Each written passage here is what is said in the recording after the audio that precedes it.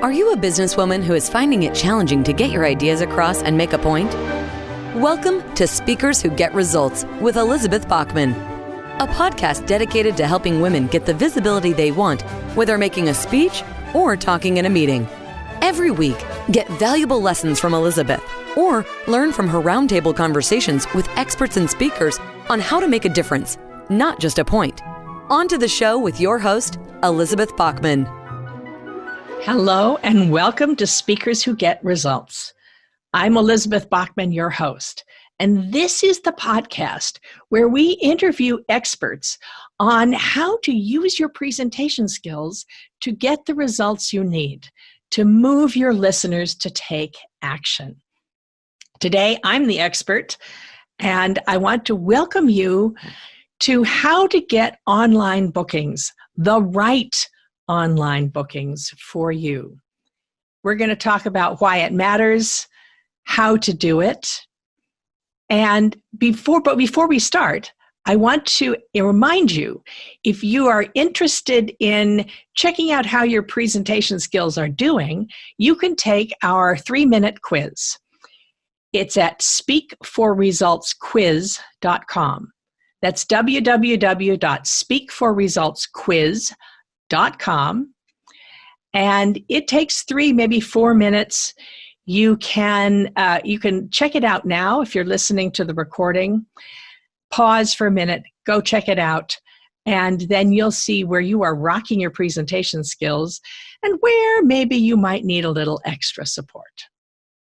We are live. Hello, everybody.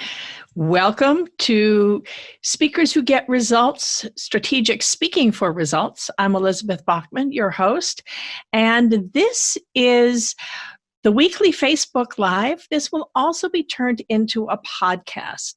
And one of the things I want to invite you is to check in with the Speakers Who Get Results podcast tomorrow, because we are rebroadcasting an episode by the brilliant Tracy Hazard of Podetize. She's the person, she and her husband Tom and their team produce my podcast, Speakers Who Get Results. And she's going to be talking about, should I do a podcast? Today I'm talking about how do you get onto podcasts and which of the many online platforms are the ones that are going to be best for you, the ones that are going to make the most sense. I urge you to take a look at the Tracy Hazard interview that I did earlier this year. We're rebroadcasting it tomorrow, about should I do a podcast? And the thing that is different, and especially different now that we're doing this in July of 2020, is if you were ever thinking about doing a podcast, start it now. It takes time. It took me, a couple months to get myself set up and organized to do Speakers Who Get Results.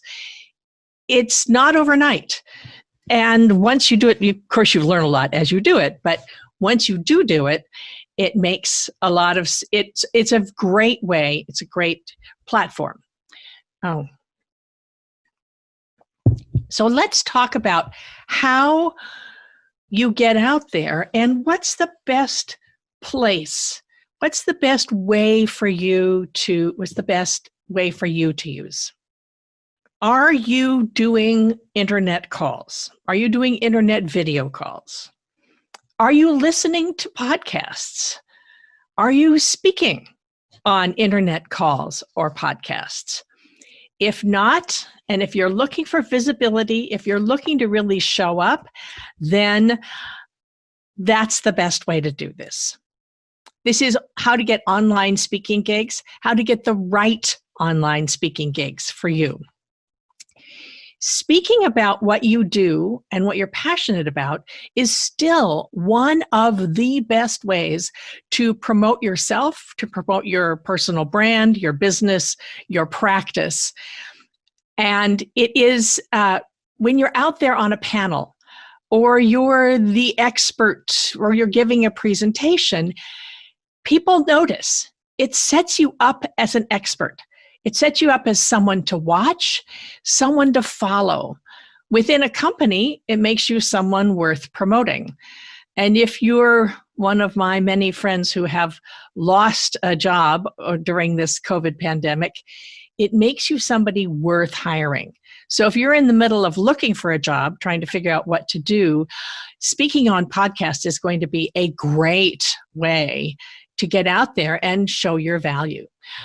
I truly believe that live events are coming back, but I think they're always going to have a video component now. Now that we're going to be at least half a year on at least 6 months, maybe a whole year, only doing video, I truly believe that learning how to be a great podcaster on a podcast is a good way to do it.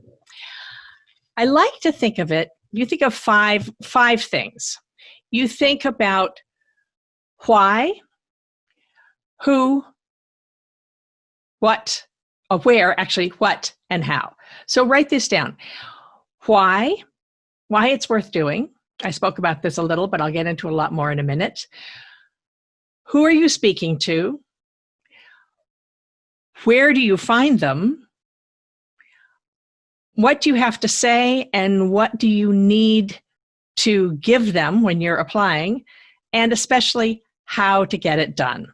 How to get it done is the thing. I don't know if anybody's like me, but it is really easy to procrastinate. And then suddenly 6 months have gone by and you haven't done any speaking. So we're going to talk about how we do all of this. These are the 5 steps to getting booked. For those of you who are following my podcast, look back in one of our earlier episodes. I did something specifically on how to get booked that was focusing more on live events, but there's a lot of information about that on how you can get out there and get speaking gigs. Today we're going to talk about the various online platforms and how they matter. And the reason why this matters is it shows you as a thought leader, and you could have the best ideas in the world or the best speech in the world, but if you don't have any place to give it, it doesn't do you any good. Some of the lists, one of the reasons why it's out there is also it is a way of not just positioning yourself, but showing people who follow you that it's possible. A great deal of my work is helping women get out and do speaking gigs.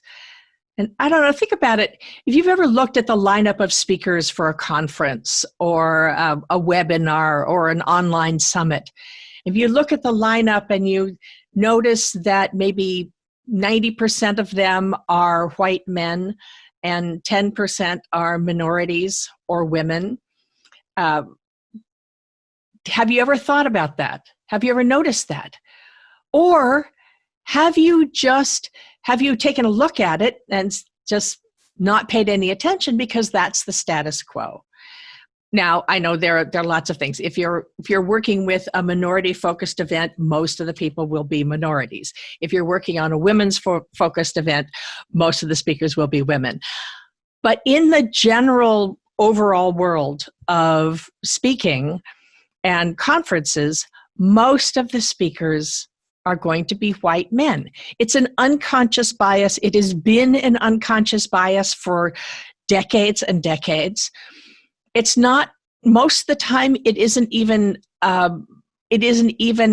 intentional. It's just, it takes work to look outside your circle. And the unconscious bias is in ourselves as well. We are often victims of that by just thinking of it as the status quo, taking it for granted. So getting out there, if you are a woman, a minority, a leader, but you're not in the majority in your field, getting yourself out there to speak makes it easier for all the people who follow you. Again, the more you speak, the more you're known as an expert. Also, if you have a business that depends on referrals, you want people to say, oh yeah, Elizabeth Bachman, I've heard of her. it helps people say, oh yeah, I recognized her, I've heard of her. And then of course, the more you're out there, the easier it is for other people to say, oh yeah, he did a great speech. Let's bring him. Or, oh yeah, I've heard of her. She's great she makes a very interesting panelist. Let's get her on this panel. So you do have to put in some time at the beginning. It takes time. Anything worth doing does. But the more you do it, the easier it gets. And the more you do it, the more you are known. And then the more other people say, oh yeah, get Elizabeth Bachman for this. That's really a big part of the why. It just shows you as an expert. The other thing I want to talk about, the next thing I want to talk about, we've done why, who to talk to. I'm going to assume that anybody who's listening to me here knows who their ideal listeners are. If you're unclear about your niche, if you're not unclear about who to speak to, come talk to me and we can do some work around that. But most of the time, as long as you know who you want to speak to, who should be listening to what you have to say, then look for the people who have platforms, look for the hosts who reach those people. And one of the things is, who do you listen to? Who are the people that you listen to? I pay a lot of attention to who else is talking about speaking, who is talking about the themes that I talk about, partly because I want to learn, and partly because, it's a good to know who else is in this sphere. Where to find them. That's the big thing I want to talk about today. I made a list. It's a way you can think about the main online platforms. There's a short-term and a long-term strategy here. The short-term is, if you're going to speak on an online meetup, this is the same if it's live or online. An online meetup or a hosted group where the host knows you and the host is going to present you to their followers. That's a great way of doing it. That's especially good if you have a business that depends on local contacts. For instance, the other day I was speaking with a woman who is an art appraiser. And so she's looking for groups that are within her geographical area. So she's going to be speaking on Chamber of Commerce things or Rotary groups, things that are meetings of people who will eventually get back to meeting live. The good part about this is you get instant gratification. You can get instant contacts, instant connections. If you're speaking to promote your business or service, you have instant connection to potential clients. The disadvantage is it's only as good as the host. You can waste a lot of time speaking to groups just for the sake of speaking, where nobody there is actually going to do what you want them to do. So make sure that you know who you want to speak to, and you want to know if the host knows what they're doing. That's the best short-term strategy and long-term strategy, actually, because if you find the right group, invest time there so that they know you, then you have more chances to speak. And that's where clients come from. If you're a coach or a consultant, that's where your referral partners come from. That's where you find your allies. And that's where you find your recognition. The other three main platforms are more for long-term. You've got Facebook Lives, LinkedIn Live. You've got internet radio shows, and you've got podcasts. Difference is Facebook Lives and LinkedIn Lives, it is similar to a hosted webinar or a hosted group where if the host knows you, you can be promoted to their people. The difference is you don't know who's listening. So you never know who's going to be talking about you. If you're someone who gets clients through giving a free gift or something, you never know who they are. The good part is it's forever. It's evergreen. People might be listening to you a year from now.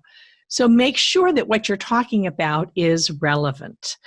One of the things that's happening here a lot is we're recording this in July of 2020, which means we're in the middle of a pandemic. We're in the middle of the COVID-19 shutdown or shelter in place. And I want to make sure that the material I'm delivering and the people I'm inviting to speak with me are giving information that is evergreen. So that's a difference. If you have something topical, Facebook Live, LinkedIn Live is a great way to do it. Very important. It may or may not become a podcast episode or something that you're going to put up on your YouTube channel. The next one is internet radio. That also has the advantage of it's evergreen. And with all of these internet, Facebook, or podcast, the great leverage you can get, the way you can make use of it is by sharing it, by telling people, hey, I'm going to be on so-and-so's show on Wednesday. Please tune in. Most of the time people don't. So then you say, hey, I was just, put it on your social media. I was just on Elizabeth Bachman's Speakers Who Get Results. Go take a look, listen, like it, share it. That's the best way to leverage. And that's why you can leverage any of this. Anytime you are speaking, you should tell the world. If you're within a company, working in a company, and you're interested in being promoted, you should be absolutely sure that your company knows, their colleagues know, that you're out there speaking. That's important. The internet radio shows, the disadvantage, again, is it's only as good as the host. It's only as good as, do they really have a listening audience? The other thing is, if you're monetizing your speech at all, internet radio shows, often you have to pay to be on an internet radio show. You may have millions of listeners, but you don't actually know, your material belongs to the station. You don't know how many people are listening. A lot of the not so honest or not so ethical internet radio shows will lie about how many numbers they have because they want their advertisers to think that they have millions and millions of listeners. And indeed, someone else's show might have millions of listeners, but the one you're talking on might not. There again, you can always leverage it by telling everybody you know that you've been on the show.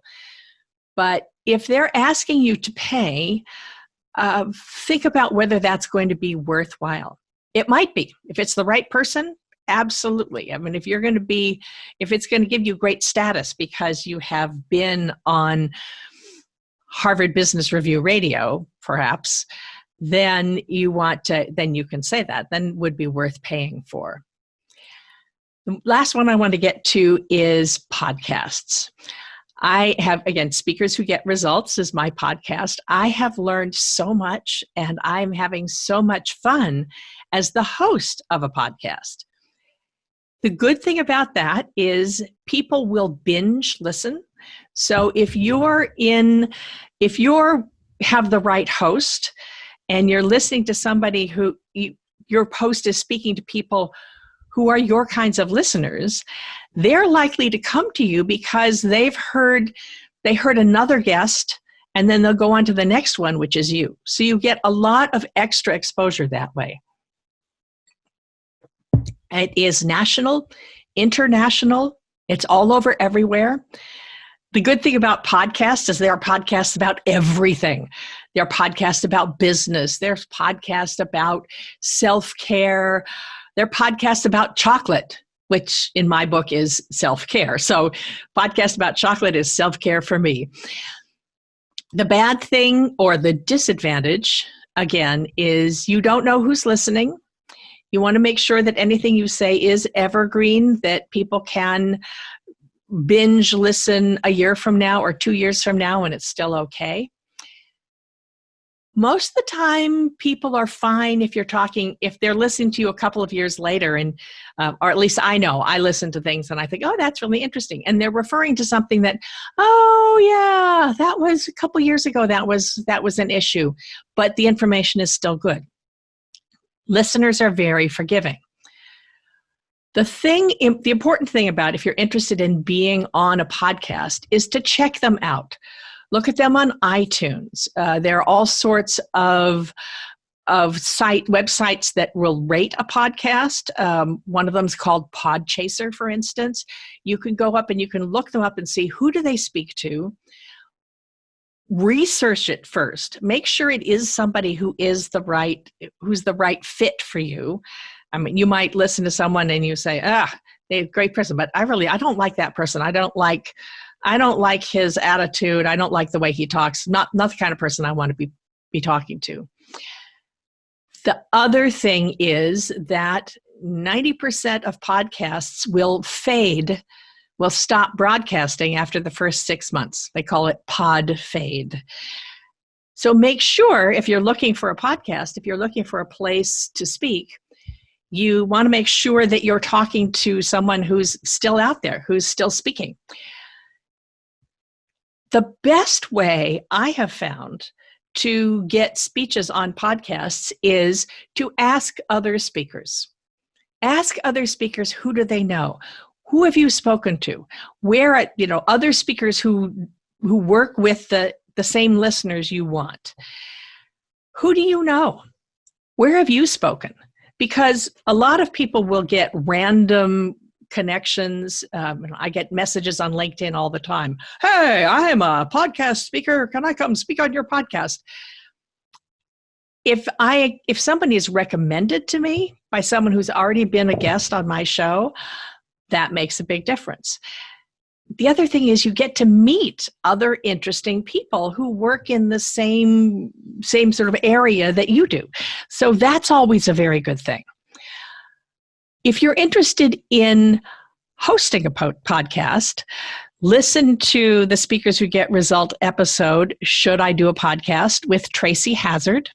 I can recommend her to you.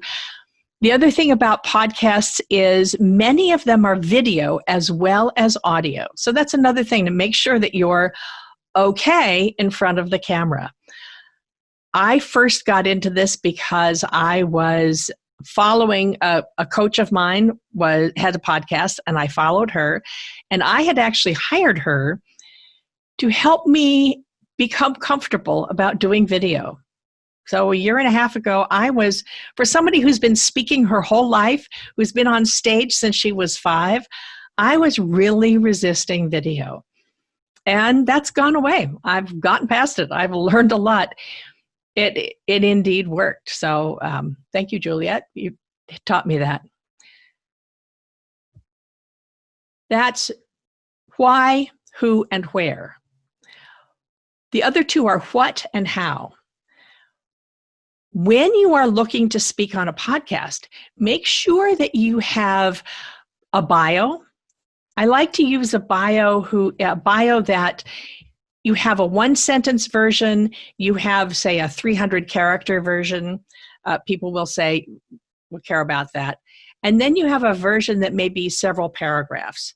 I like to think of it as I like to have a 1-sentence, 1-sentence, medium size, which is the 300-character one, and then the paragraph bio. So long as it all fits onto one page, then I can send that out. The reason I send out the long bio as an attachment often is because even though they may not use it, the host is going to read it. So I want people to know that I'm fluent in 5 languages. It's not in the main part of my bio, but it is a piece of what I do. And for Americans who normally don't speak a whole lot of languages, it's something that people pick up on all the time. So if I only have 3 sentences that appear on the announcement, chances are the host is going to say, oh, and by the way, Elizabeth is fluent in 5 languages. It's something I worked hard to do. So, I've worked with clients who say, hey, you've never, who forget to say that they are a PhD. So you could say, Dr. Steve, you worked hard to get that PhD. Mention it. So you want to have a bio. You want to have your topic, a good title. You want to give them 3 talking points. I like to say 3 questions you could ask me. It's not every host wants that. Not every host will actually ask you those 3 questions, but it gives them a guideline. As a host, I'm going to look at somebody and I will have my reasons for asking, but I know what they're ready to talk about. So that's important. Another thing is for interviews and panels. By the way, this works for panels too. You want to make sure that you have your short version of your talking points, and you can expand on that if you want. Sometimes the host will go off on a tangent, and that's fine. You are allowed to come back to say, well, yeah, I'm happy to be talking about that, but what I really came here to discuss today is XYZ. So make sure that you have all of that. The easiest thing to do is have it on your website, or have it in and have it in a Word document where you can copy and paste. You also want to make sure that you have all your social media links. Most of the time, 90% of the time these days, the application to speak on a podcast or the information form is going to be something that it's online form. So you're going to want to fill in the fields. So make sure you have a Word document that you can just copy and paste and put in there. And that brings me to how to get it done. Remember back we were talking about why and why it matters? This speaking in public really is one of the best ways of establishing yourself as an expert. It can bring you clients. It can bring you recognition. It can bring you allies, all of that. And it's so easy to put off that you have to make sure that you reserve the time. The best way I've found to do this is to set up accountability. Get a buddy. Get a friend who is also interested in speaking, should be someone who's more or less at the same level you are, and make an appointment, maybe twice a month. And you go to every second Thursday at 10 o'clock in the morning or at 6 o'clock in the evening, without fail, you're going to spend an hour looking for speaking gigs. A great refinement about that is what I call the fabulous friend system, is look for speaking gigs for each other. Because it's always easier to brag about somebody else, isn't it? So you could look for speaking gigs for each other that gets you out of your own head and makes you look outside your own circle, might find places that would be good for you as well. But make sure that you bookend it. You check in the beginning of that hour and you say, I'm going to look for this, this, and this. Then you hang up and go do it. And then check in afterwards and report on how it went.